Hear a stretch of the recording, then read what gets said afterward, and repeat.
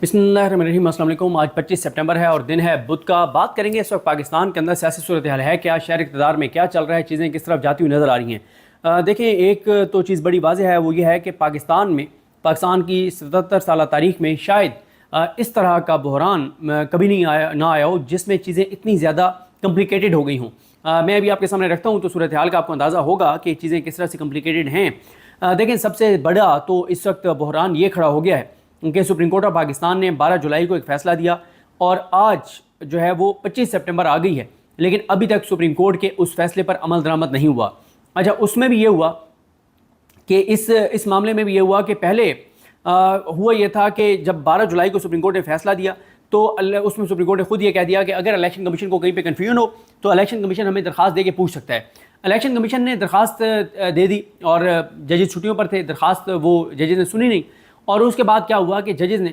14 सितंबर को एक ऐसी तफसीली वजाहत जारी की जिसके बाद जो आइनी तरमीम का सारा प्रोग्राम था वो बढ़ गया और बहुत बड़ा धचका लगा काजी फाइज ईसा साहब को, इस निज़ाम को, इस हुकूमत को, पार्लियामेंट को, कि उनका पूरा प्लान बर्बाद हो गया जब सुप्रीम कोर्ट ने वजाहती फैसला जारी करके कहा कि जो 41 MNAs जिनको सुप्रीम कोर्ट ने आज़ाद डिक्लेयर किया था, उन्होंने जब बयान एलपी दे दिए, PTI ने तस्दीक कर दी कि हमारे उम्मीदवार थे, तो चैप्टर क्लोज। अब वो PTI के MNA हैं, वो इधर उधर वोट नहीं डाल सकते पार्लिमानी पार्टी के बगैर। उसका मफहूम ये था, लुब-ए-लुबाब ये था।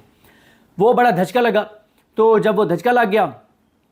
फिर एक मसला शुरू हो गया, इशूज़ शुरू हो गए। और इसके बाद क्या होता है कि आज से अच्छा, इलेक्शन कमीशन ने अमल नहीं किया था। 14 के जो वजाहती फैसला था उसमें कहा गया कि इलेक्शन कमीशन फौरी तौर पे हमारे फैसले पे अमल दरामद करें। 14 तारीख से आज तक इलेक्शन कमीशन ने उस पर अमल नहीं किया। लेकिन क्या हुआ कि 23 सितंबर को सुप्रीम कोर्ट ने जो है वो तफसीली फैसला भी जारी कर दिया। तफसीली फैसले में भी सब कुछ आ गया। 14 सितंबर से लेके आज 25 सितंबर तक कम अज़ कम 7 से 8 इजलास कर चुका है इलेक्शन कमीशन ऑफ पाकिस्तान। लेकिन इलेक्शन कमीशन जो है वो ज़राए से सुप्रीम कोर्ट पर हमले कर रहा है, सख्त सुप्रीम कोर्ट को सुना रहा है, सुप्रीम कोर्ट पर हमले कर रहा है, सुप्रीम कोर्ट से बगावत कर रहा है। और दो टोक इलेक्शन कमीशन कह रहा है कि हम सुप्रीम कोर्ट के फैसले को जूते की नोक पे रखते हैं और हम सुप्रीम कोर्ट का फैसला नहीं मानेंगे। और इलेक्शन कमीशन के जो लोग हैं, जो उनकी टीम है, वो भी जहां बैठते हैं, जहां बात करते हैं तो बहुत तज़हीक आमेज़ बातें करते हैं 8 जजेस के मुतालिक। और ये वो क्यों कर रहे हैं? उसकी वजह यह है कि उनको, आपको पता है कि कहाँ से सपोर्ट हासिल है, इसलिए वो शेर बने हुए हैं। तो ये पहला तो ये हो गया कि सुप्रीम कोर्ट के फैसले को जो इलेक्शन कमीशन है, जिसकी कोई हैसियत और औकात नहीं है सुप्रीम कोर्ट के सामने, वो इलेक्शन कमीशन सुप्रीम कोर्ट के सामने खड़ा हो गया है कि हमने तुम्हारा फैसला नहीं मानना। फिर वो किस बुनियाद पे कर रहे हैं? उनको 2 जजेस सुप्रीम कोर्ट के इख्तिलाफी नोट वो पहले जारी करते हैं और वो कहते हैं कि ये 8 जजेस का फैसला गैर आइनी है और गैर आइनी फैसला मानना नहीं चाहिए। वो इस्टेब्लिशमेंट को भी पैगाम देते हैं,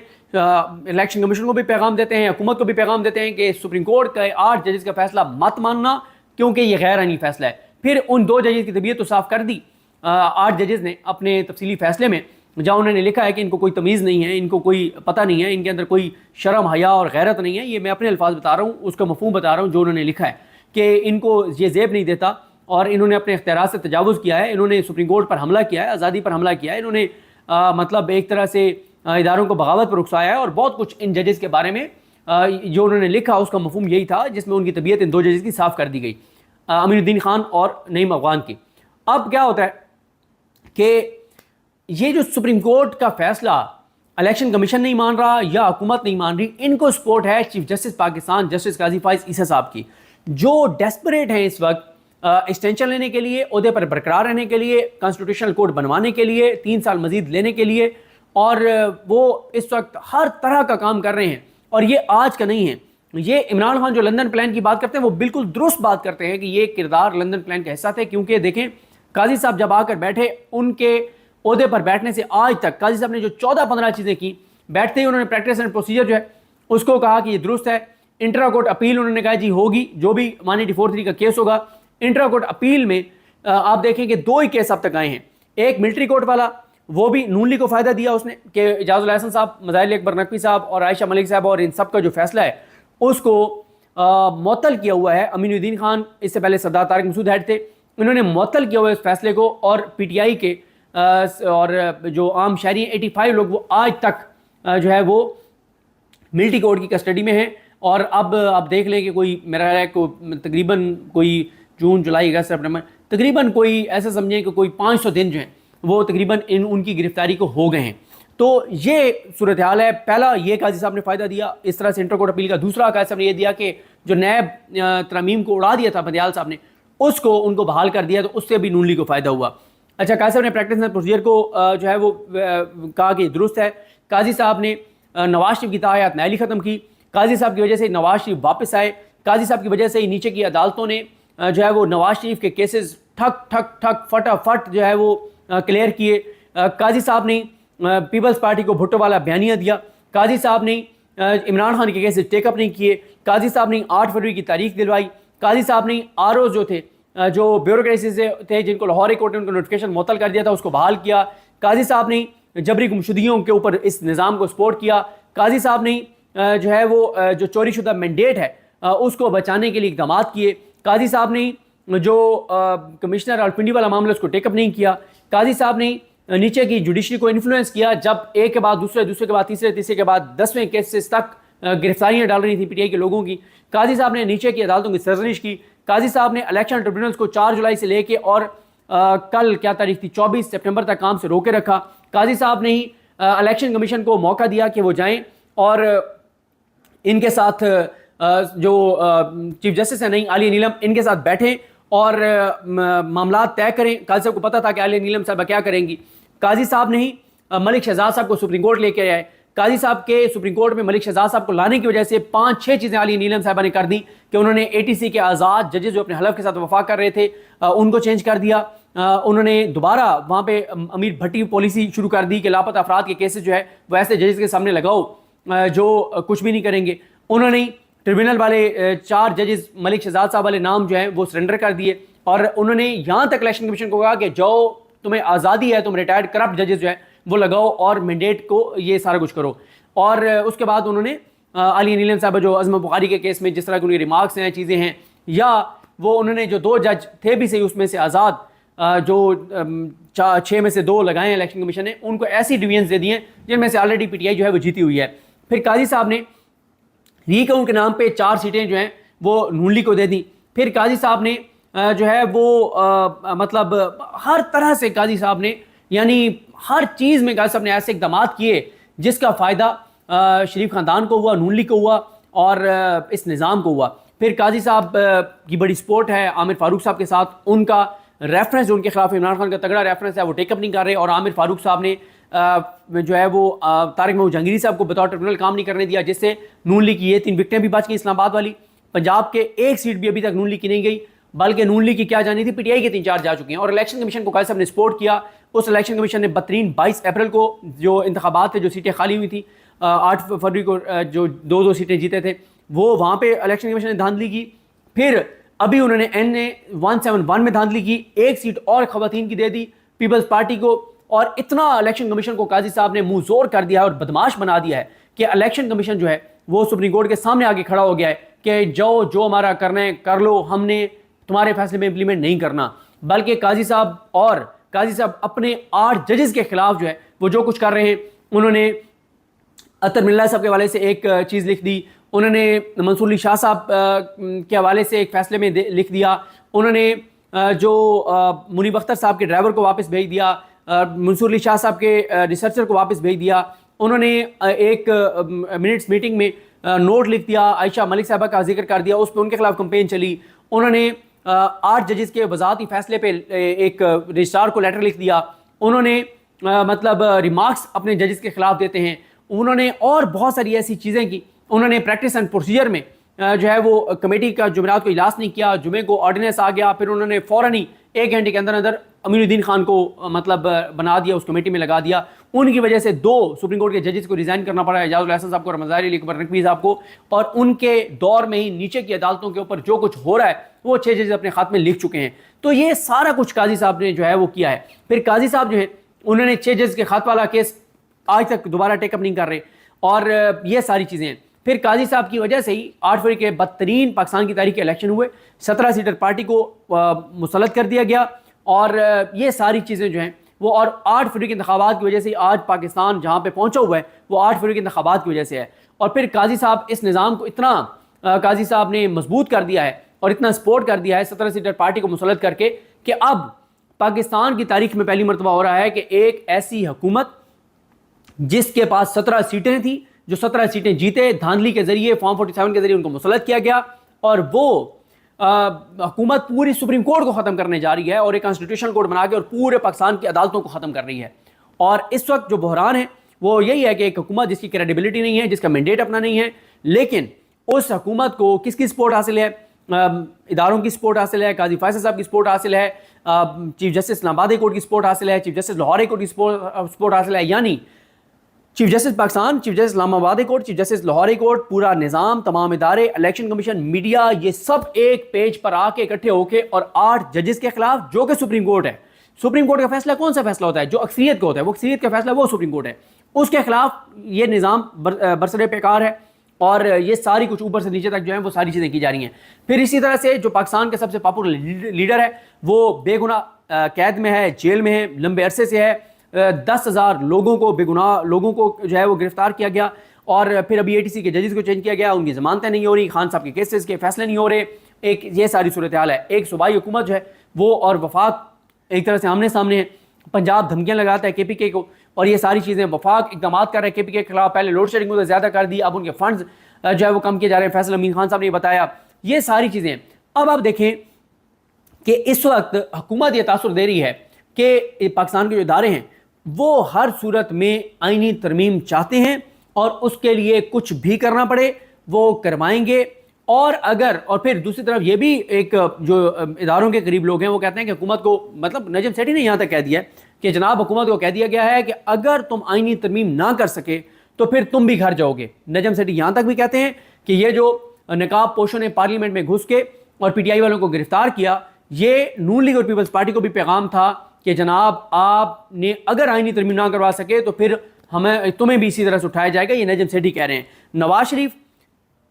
جو ہے وہ خود ساختہ ایک انہوں نے پاکستان کے اندر جلاوطنی کیا ٹرم یوز کریں، جلاوطنی تو نہیں، خود ساختہ ایک قید میں ہیں، وہ چلے گئے ہیں، اور پاکستان سے باہر ان کو ادارے جانے نہیں دے رہے، کیونکہ ان کی اپنی پارٹی کے 2 لوگوں نے جا کے اداروں کو بتایا ہے کہ نواز شریف باہر جا کے اور پلان دوبارہ بنا رہے ہیں کہ باہر جا کے اداروں پر حملے شروع کریں گے اور اینٹی اسٹیبلشمنٹ بیانی بنائیں گے، اس لیے نواز شریف کو باہر نہیں جانے دیا جا رہا۔ پھر آج عمران خان پر جیل پہ بیٹھ کے اس نے پورے نظام کو لٹا دیا، سب کو آگے لگایا ہوا ہے۔ عمران خان جو ہے وہ ٹف ٹائم دے رہا ہے۔ عمران خان نے اب جو کیا ہے، جو نیا کارڈ کھیلا ہے، جمعرات کو کل احتجاج ہوگا، جمعے کو PTI پھر پورے پاکستان میں احتجاج کرے گی، ہفتے کو اس نے لاہور میں جلسہ اناؤنس کر دیا، پنڈی میں جلسہ اناؤنس کر دیا ہے، 5 اکتوبر کو مینار پاکستان پر، اور کہا ہے کہ یہاں پنڈی میں بھی شہر میں جلسہ کرنا ہے، مینار پاکستان پر بھی کرنا ہے، NOC ملتا ہے ٹھیک ہے، نہیں ملتا کریں۔ تو یہ چیز جو ہے وہ ظاہر ہے اس سے ہلچل بڑھے گی۔ پھر اسی طرح سے میڈیا جو ہے وہ کنٹرول ہے، لیکن سوشل میڈیا سنبھالا نہیں جا رہا، اور جماعتیں جو ہیں 3 لیٹنا تو لفظ مطلب اب نہیں ان کے لیے، تو ان کے لیے کوئی اور لفظ استعمال کرنا پڑے گا، جو فچ نے اپنی رپورٹ میں کہا ہے کہ اسٹیبلشمنٹ کی جماعتیں جو ہیں ان کو اقتدار میں لایا گیا، حالانکہ جیتا عمران خان تھا۔ اور پھر PTI کے لوگ جو ہیں وہ ادھر سے وہ ان کی بیویاں، بیٹیاں، مائیں، بہنیں، بچے وہ محفوظ نہیں ہیں قاضی صاحب کے لیے ایکسٹینشن کی ترمیم کرنے کے لیے، اور وکلا تنظیمیں جو ہیں وہ ساری کنٹرولڈ ہیں، کروڑوں روپے ان کو حکومت نے دے دیے ہیں۔ اور پھر اسی طرح سے قاضی صاحب جب مولانا فضل الرحمان صاحب نہیں مانے، گو کہ مولانا فضل الرحمان صاحب کو قاضی صاحب نے مبارک ثانی کیس میں جس پروٹوکول سے بلوایا، جس طرح سے اپنے سیکٹری کے ذریعے ان کو گاڑی سے ریسیو کروایا، ان کو چیمبر میں بلایا، ان کی مرضی سے کا فیصلہ دیا، یہ سارا کچھ قاضی صاحب نے کیا، لیکن اس کے باوجود جب مولانا نہیں مانے تو اب قاضی صاحب نے 63A والا کیس، ایک غیر آئینی جو ایک یہ ججز کمیٹی ہے جو کہ جس کے بارے میں منصور شاہ صاحب نے خط لکھ کے بتا دیا ہے کہ یہ غیر آئینی ہے یہ آرڈیننس، اور یہ کمیٹی کی تشکیل بھی غیر قانونی اور غیر آئینی ہے، اس کمیٹی میں بیٹھ کے یہ کیس لگا دیا 30 سپٹمبر کو، وہ ساری چیزیں جو ہیں وہ کر دی ہیں۔ اور پھر دیکھیں یہ جو قاضی صاحب نے 8 فروری کے انتخابات کروائے ہیں، اس کی وجہ سے جتنا پاکستان سے برین ٹرین ہوا ہے، بے روزگاری پاکستان کی تاریخ کی بلند ترین سطح پر، مہنگائی بلند ترین سطح پر، انسرٹینٹی بلند ترین سطح پر، مطلب خودکشیاں ہو رہی ہیں، بجلی کے بل لوگ نہیں دے پائے، انڈسٹری بند ہے، ٹیکسٹائل تباہ ہو گیا ہے، کسان برباد ہو گیا ہے، تنخواہ دار طبقہ مشکل کا شکار ہے، اور بڑی زیادہ جو ہے وہ چیزیں ہیں۔ تو یہ ساری چیزیں اگر آپ ان کو ملائیں تو یہ چیزیں پھر دہشت گردی کے حالات آپ کے سامنے، اتنی زیادہ دہشت گردی بڑھ گئی ہے جو کہ تقریباً ختم ہو گئی تھی دہشت گردی، اور وہ اب پھر ہم اللہ تعالیٰ معاف کرے اس ٹائم پہ چلے گئے ہیں جب پاکستان میں روزانہ جو ہے وہ کئی جانیں جاتی تھیں، اتنی زیادہ دہشت گردی ہو گئی ہے، معیشت ان سے چل نہیں رہی، تو ایک عجیب و غریب ان کی کریڈیبلٹی نہیں ہے، جس کے بارے میں بیان دیتے ہیں لوگ ان سے نفرت شروع کر دیتے ہیں، بڑی ایک عجیب سی صورتحال ہے۔ تو یہ بحران جو ہے، یہ بحران پہلے اس طرح سے کبھی نہیں آیا کہ سارے ادارے آمنے سامنے ہوں اور پاکستان کے لوگوں کے سینٹیمنٹس اداروں کے حوالے سے جو اب ہیں وہ آپ کے سامنے ہیں، اور پاکستان کی جو سب سے پاپولر جماعت ہے ان کو بالکل ہی دیوار سے لگا دیا گیا ہو، اور اوورسیز پاکستانیوں کا بالکل ہی سسٹم پر اعتماد نہ ہو، وہ ریمیٹنسز بہت مجبوری جن کی ہے وہ بینکنگ چینل سے بھیج رہے ہیں، باقی بھیج نہیں رہے۔ پچھلے 2 سال میں جتنے لوگ، لاکھوں لوگ پاکستان سے چلے گئے ہیں، اور لیکن بینکنگ چینل سے ریمیٹنسز نہیں آ رہے۔ اور پھر آپ دیکھیں ہر دوسرا پاکستانی پاکستان چھوڑ کے جانا چاہتا ہے، ہر دوسرا پاکستانی مایوس نظر آتا ہے، ہر دوسرا پاکستانی کو پاکستان کا مستقبل تاریخی نظر آتا ہے ان کی وجہ سے، کہ اگر یہ رہیں گے تو پاکستان کا مستقبل جو ہے وہ تاریخ ہے، اور ان کی کوئی کریڈیبلٹی نہیں ہے، کرپشن، لوٹ مار کے ان کے اوپر الزامات ثابت ہو چکے، اور ان کو جس طرح سے این آر او دیا گیا، جیسے عمران خان کی حکومت گرائی گئی، جیسے ان کو لایا گیا، یہ ساری وہ چیزیں ہیں جو یہ بتاتی ہیں کہ پاکستان میں کبھی بھی یہ حالات نہیں تھے، اور ہمیشہ آپ کو پتہ ہے پاکستان میں لوگوں کے سینٹیمنٹس اداروں کے ساتھ رہے ہیں، اور اینڈ میں ٹیک اوور ہو جاتا تھا، لوگ مٹھائیاں بانٹتے تھے۔ اب آپ کے سامنے حالات و صورتحال ہے۔ تو اس سارے سینیریو میں اب یہ 8 ججز جو ہیں ادھر خاموشی ہے، اور وہ خاموشی جو ہے وہ میں تو اسے کسی طوفان کا پیش خیمہ دیکھ رہا ہوں۔ کیوں؟ اگر کوئی یہ سمجھتا ہے کہ وہ 8 ججز ہاتھ پہ ہاتھ رکھ کے بیٹھے ہوں گے، ایسا نہیں ہے۔ ان کو بھی نظر آ رہا ہے کہ روز الیکشن کمیشن جس کی کوئی حیثیت اور اوقات نہیں ہے، وہ روز ذرائع سے ان کے بارے میں خبریں چلواتے ہیں، سپریم کورٹ پہ اٹیک کرتے ہیں۔ قاضی صاحب نے ابھی دیکھیں ٹریبونل والے کیس میں کیا کیا ہے، قاضی صاحب نے ابھی فارم 45 47 کے حوالے سے جو فیصلہ لکھ دیا ہے وہ میں آپ کے سامنے الگ ویڈیو میں شیئر کروں گا، اور جس طرح سے انہوں نے بابر ستار صاحب کے ایک فیصلہ آڈیو لیکس والے کو سسپینڈ کروایا امین الدین خان صاحب سے، اور یہ ساری وہ چیزیں ہیں جو کچھ قاضی صاحب کر رہے ہیں، اور جتنے ڈیسپریٹ ہیں اور جتنے وہ کھل کے سامنے آ گئے، جتنے وہ تنقید کرنے والے اور حقائق بیان کرنے والے صحافیوں کو بار بار کہتے ہیں کہ ڈالرز کمانے کے لیے سب کچھ کر رہے ہیں اور یہ وہ سارا کچھ، تو جس طرح سے قاضی صاحب نے ایف آئی اے کو کہہ کے اور صحافیوں کو نوٹسز کروائے اور گرفتاریاں اور یہ سارے معاملات، تو چیزیں بڑی تیزی سے خرابی کی طرف جا رہی ہیں، ٹائم کم ہے، مقابلہ سخت ہے۔ عمران خان نے بھی اب اگلا گیئر لگا دیا ہے، اور انہوں نے علی بن گنڈا پور صاحب کو 2 ٹوک کہہ دیا کہ گورنر راج لگتا ہے لگ جائے، مارشل لا لگتا ہے لگ جائے، لیکن تم نے اب لانگ مارچ کرنا ہے، اور تم نے اسلام آباد، لاہور جہاں پہ جلسہ ہوگا، کال دی جائے گی وہاں پہنچنا ہے۔ اور کے پی کے پہ خان صاحب بہت زیادہ ریلائی کر رہے ہیں، پنجاب بھی ڈیفینیٹلی نکلا ہے، لاہور نے ثابت کر دیا ہے، تو چیزیں بڑی تیزی سے اس طرف جا رہی ہیں جہاں پہ کوئی نہ کوئی فائنل کنکلوژن ہو جانا ہے، کیونکہ میرا خیال ہے کہ ایس سی او جو ہے وہ ہو رہی ہے اکتوبر کے مڈ میں، اس سے پہلے آئینی ترمیم آئے گی، اس کے لیے اب 63 کا فیصلہ آ جائے گا 30 سپٹمبر کو۔ اس کے بعد کیا ہوگا کہ قاضی صاحب جب فلور کراسنگ کی اجازت دے دیں گے کہ کوئی سیاسی جسم فروش، گھٹیا آدمی، نیچ آدمی، غلیظ آدمی، مکروہ آدمی ووٹ جس پارٹی سے اس نے لیا ہے اس پارٹی کی پیٹھ میں چھرا گھومتے ہوئے اس پارٹی کے پالیسی کے خلاف ووٹ دے دے، اس کا ووٹ کاؤنٹ ہو جائے گا، لیکن وہ ڈی سیٹ ہو جائے گا، خیر ہے، دوبارہ الیکشن ہوگا، الیکشن کمیشن اس کو فارم 47 پہ جتوا دے گا۔ تو یہ قاضی صاحب جو ہے وہ 30 سپٹمبر کو کرنے جا رہے ہیں۔ یہ بینچ انہوں نے دوبارہ جو ہے وہ بنایا ہے، حالانکہ پہلے یہ منصور علی شاہ صاحب کی سربراہی میں بینچ تھا، اس سے پہلے انہوں نے اور جو بینچز بنوایا، ارشد شریف صاحب والے میں جو بینچ بنایا اور جو کچھ چیزیں وہ کرتے رہے، وہ ساری چیزیں ابھی قاضی صاحب کا آج کل میں اختلافی نوٹ آ جائے گا یہ 8 ججز کے خلاف، اس میں بہت کچھ ہوگا، تو پھر ہو سکتا ہے ادھر ان 8 ججز کی طرف سے کچھ آ جائے، کوئی لیٹر آ جائے، کوئی اعلامیہ آ جائے، منصور علی شاہ صاحب شاید فل کورٹ میٹنگ جو ہے وہ بلا لیں، اور اگر کسی ہائی کورٹ سے فیصلہ معطل ہو جاتا ہے پریکٹس اینڈ پروسیجر ترمیمی آرڈیننس والا، تو پھر ہو سکتا ہے وہ دونوں ججز فوراً میٹنگ بلا لیں، منصور علی شاہ صاحب اور منیب اختر صاحب، وہ کوئی بڑا ڈیسیژن لے لیں، کوئی بڑی اور اہم جو ہے وہ کیس لگا دیں، تو ہلچل بہت زیادہ ہے۔ اور بلاول بھٹو زرداری چابی والا کھلونا جس کے والد صاحب صرف سیاسی بروکری کر سکتے ہیں، اور وہ اب ایکٹیو ہو گیا کہ میں کرا کے دکھاؤں گا، کانسٹیٹیوشن کوڈ بنوا کے دکھاؤں گا، میں یہ کر دوں گا، میں وہ کر دوں گا، وہ آگے ہیں تو وہ اپنی چکروں میں ہیں۔ تو پی ٹی آئی کے اوپر زیادہ ذمہ داری ہے، پاکستان کے لوگوں پر زیادہ ذمہ داری ہے، وکلا پہ زیادہ ذمہ داری ہے، تو وکلا تحریک کا اعلان بھی اطلاعات ہیں کہ اگلے 48 سے 72 گھنٹوں میں ہو جائے گا، تو بڑی جو ہے وہ تیاریاں ہو رہی ہیں، لیکن مجھے یہ لگتا ہے کہ غیر معمولی خبریں جو ہے وہ آنے کا ٹائم بہت قریب ہے، کیونکہ آج 25 گزر گئی ہے اور قاضی صاحب کے پاس ٹوٹل 29 دن رہ گئے ہیں، اور ورکنگ ڈیز ان میں سے کوئی قاضی صاحب کے پاس رہ گئے ہیں میرے خیال ہے 20 اور 20 ورکنگ ڈیز ہیں، اور کیسز قاضی صاحب نے بہت سے لگانے ہیں، چیزیں بہت سی کرنی ہیں، اور قاضی صاحب نے ابھی تو ٹریبونلز میں وہ واردات ڈال دی نا علی نیلم صاحبہ نے اور قاضی صاحب نے کہ جناب جو ہے وہ 4 ریٹائرڈ جج لگائے گا الیکشن کمیشن، اور سارے جو کنفرم ہارے ہوئے تو سارے ہی ہیں نون لیگ والے، لیکن جن کو ہر صورت میں جن کو بچانا ہے ان کے کیسز جو ہیں وہ ان ریٹائرڈ کرپٹ ججز کے پاس لگا دی جائیں گے، جو کرپٹ ججز یہ لگانے جا رہے ہیں بطور ٹربیونل. تو یہ جناب ہیں حالات و صورتحال. اور